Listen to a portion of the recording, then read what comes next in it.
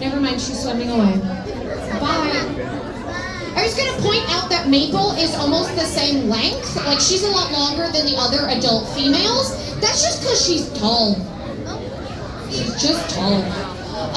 When looking at the belugas, you're going to see that they have these things along their sides. They are known as rails. They are extra skin. A lot of people ask, are they knees? No, they don't have knees. It's spine the whole way down. But it is extra skin. So belugas can live in the Arctic and the subarctic. And so blubber, which keeps them warm, can be up to 50% of their body weight. It is not necessary to maintain in this habitat, which is a subarctic temperature. Now, subarctic is going to be 59 degrees Fahrenheit. That sounds warm. It's not. It's very cold in like water temperature land. And so they don't necessarily, but it's like a summer day to them, cold to us. Don't worry, someone will get that fish. No fish is left unturned. It's just gonna slowly float to the bottom the whole time. And so one of them just kind of sucks it up. So as you can see, quite small. All of our seafood is frozen. It's more sustainable that way.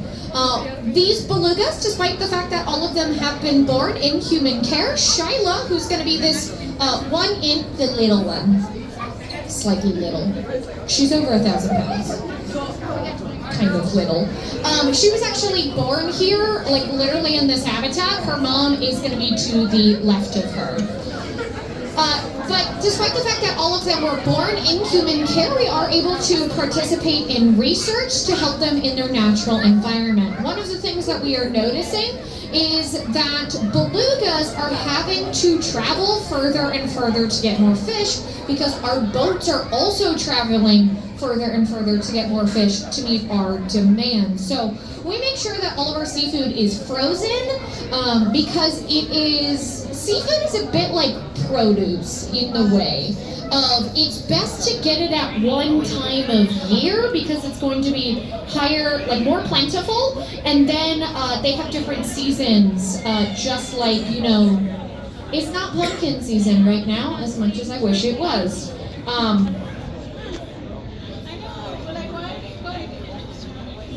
So it's not pumpkin season right now because pumpkins only grow at one time of year. And so it's kind of very much like that. And so we make sure that our seafood is frozen and sourced as sustainably as possible. Belugas having to travel further is one of the many challenges. And so sustainable seafood practices kind of take into account the different animals that are associated, whether it's keeping them out of our nets, or not interfering with their natural environments as often. You too can choose to find your seafood more sustainably. We've got a great website for you to get started. It's called Seafood Savvy. If you're on this lower level, we've got the QR code on the cart. But it looks like the whales are done being fed, so they're yelling at each other right now. So if you happen to hear a whistling sound, especially Nunavik, he does tend to favor a higher pitched whistle, and so you can sometimes hear it through this window, especially when he is a little bit closer like this. But of course, there's not too many of us, so does anyone have any questions? Even if you're on that second floor balcony area.